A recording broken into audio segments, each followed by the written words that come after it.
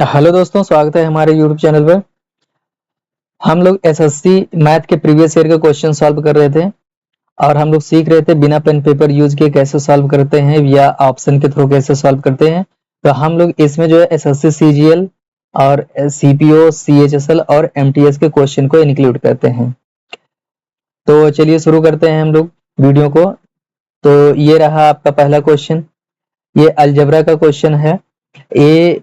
A B C तीनों की value दिया है और आपसे पूछा है a cube B cube plus c cube minus 3abc की वैल्यू पूछा है। देखिए, अगर ए प्लस बी प्लस सी अगर ये आपका अगर जीरो आ रहा है तो आपका जो ना ये आंसर जीरो होगा। देखिए, इन सबको अगर जोड़ते हैं आप तो जीरो आ रहा है, इन सबको अगर आप जोड़ेंगे तो जीरो आ जाएगा। जोड़ करके देख लीजिए, जीरो आ रहा है तो आपका आंसर जीरो हो जाएगा। अब ये जीरो क्यों हो जाएगा इसको हम लोग देख लेते हैं, क्योंकि इसका एक फार्मूला होता है जो आपका ये दिया हुआ है a cube plus b cube plus c cube minus 3abc equal to जो होता है a plus b plus c, फिर दूसरे ब्रैकेट के अंदर होता है a square plus b square plus c square minus a b minus b c minus c a, ये होता है। तो आप a plus b plus c equal to अगर जीरो है, आप यहाँ पर जीरो अगर पुट कर देते हैं तो ये ऑटोमेटिक पूरा जो है ना मल्टीप्लाई होकर के पूरा ये जीरो हो जाएगा। तो a cube plus b cube plus c cube equal to zero ही आएगा। चलिए आगे हम लोग बढ़ते हैं। देखिए, अगला क्वेश्चन है समुद्र तल से 20 मीटर ऊंचाई पर एक लाइट हाउस के शीर्ष से एक जहाज का अवनमन कोण मतलब यहाँ वाला एंगल, ये वाला कोण, और जहाज आपकी यहाँ पर है। जहाज आपकी यहाँ पर है,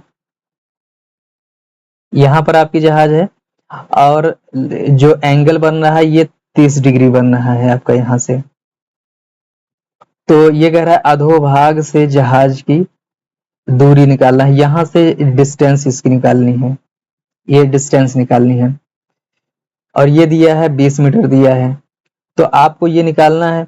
तो देखिए, आप अगर देखेंगे तो 20 का मल्टीपल 20 यहाँ पर है तो 20 का ही मल्टीपल होगा। तो ये आपका ये आंसर नहीं हो सकता, ये नहीं हो सकता, इन दोनों में से कोई एक होगा, इन दोनों में से एक होगा। अब देखते हैं, ये 30 डिग्री दिया हुआ है, 30 डिग्री दिया है, 30 डिग्री यहाँ का दिया हुआ है और ये 90 डिग्री एंगल है, समकोण है। तो तीनों कोणों का सम 180 डिग्री होता है, तो कितना और यहाँ पर कर दें कि 180 हो जाए, तो यहाँ पर आप 60 डिग्री ले लेंगे। तो आपका जो होता है ये आधार है और ये लंब है, तो आधार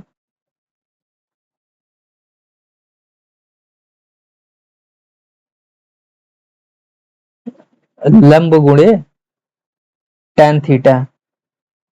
तो आप tan 60 की वैल्यू उधर रख देंगे 20√3 tan 60 की वैल्यू, तो आपका जो है ना आंसर ये हो जाएगा। चलिए अगला क्वेश्चन देखते हैं हम लोग। देखिए ये भी अलजेब्रा का क्वेश्चन है। अगर आप x इक्वल टू अगर 1 पुट करते हैं तो क्वेश्चन सेटिस्फाई कर रहा है। x इक्वल टू अगर 1 रखते हैं यहाँ पर और x इक्वल टू 1, तो ये 1 प्लस 1/1 सेटिस्फाई कर रहा है, तो यहाँ पर भी 1 सेटिस्फाई करेगा।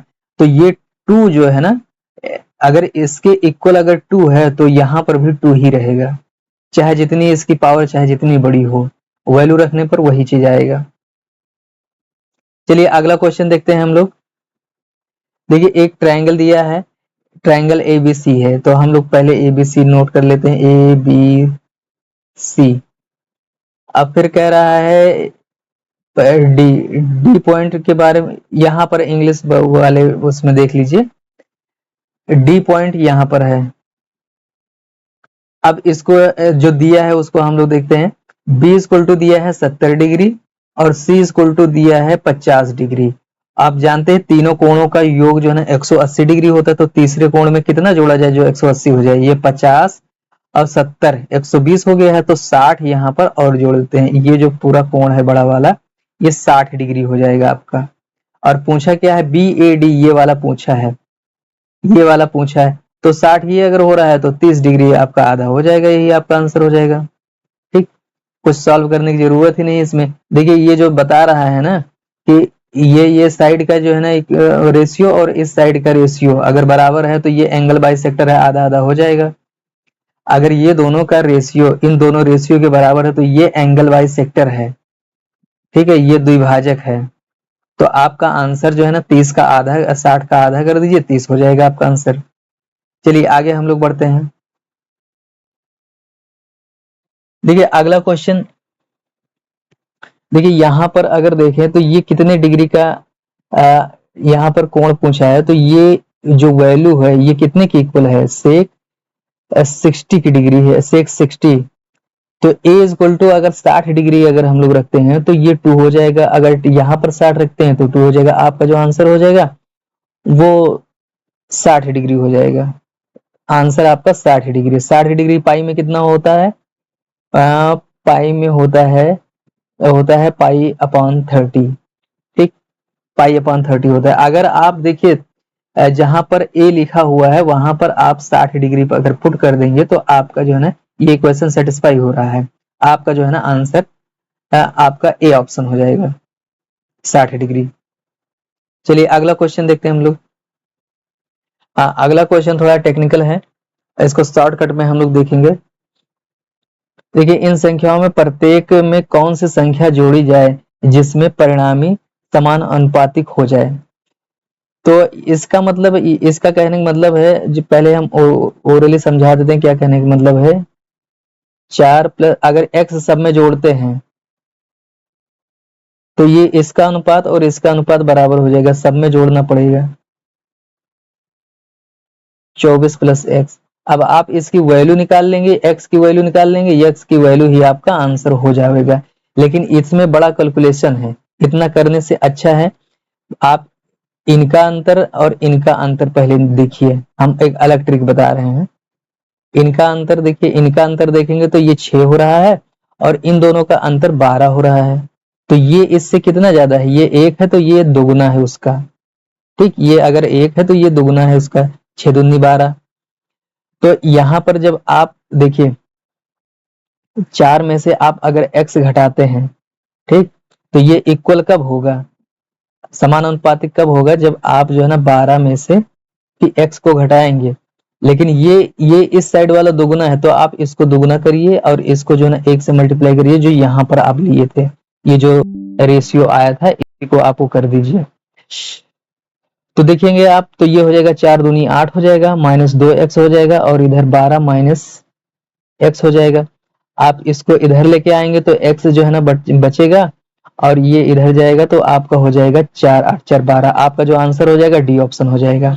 तो आप यहाँ पर ये कैलकुलेशन इतना करने से अच्छा है आप इसको शॉर्टकट लगा लीजिए, शॉर्टकट इसको समझ लीजिए फिर अब कर लीजिए। पहले आपको यहाँ से इसको रेशियो लेना है, इसको घटा करके अंतर का रेशियो लेना है, फिर उसी के अंतर को जो है ना क्रॉस मल्टीप्लाई कर देना है, आपका जो है ना आंसर आ जाएगा। चलिए आगे बढ़ते हैं हम लोग। देखिए अगला क्वेश्चन ये है 150 मीटर और 250 मीटर लंबी रेलगाड़ियां दो समांतर लाइन पर चलती हैं। जब ये एक दिशा में चलती हैं तो उन्हें मिलने में 20 सेकंड और जब विपरीत दिशा में चलती हैं तो 5 सेकंड लगता है। दोनों रेलगाड़ियों की गति क्या है। तो इसको सॉल्व करने के लिए आप देखिए इसको जो है ना पहले आप रेशियो ले लीजिए। देखिए 20 सेकंड लगता है और 5 सेकंड लगता है, ठीक, तो 5 एकम 5 5 चौके 20 4/a। तो ये जो है ना ये आगे आपका जो स्पीड का रेशियो आ गया।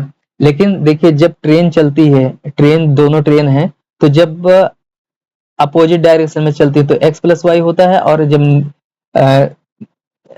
सेम डायरेक्शन में चलती है तो x माइनस वाई होता है, ये दोनों होता है। तो आप इस पर भी अप्लाई वही चीज करेंगे।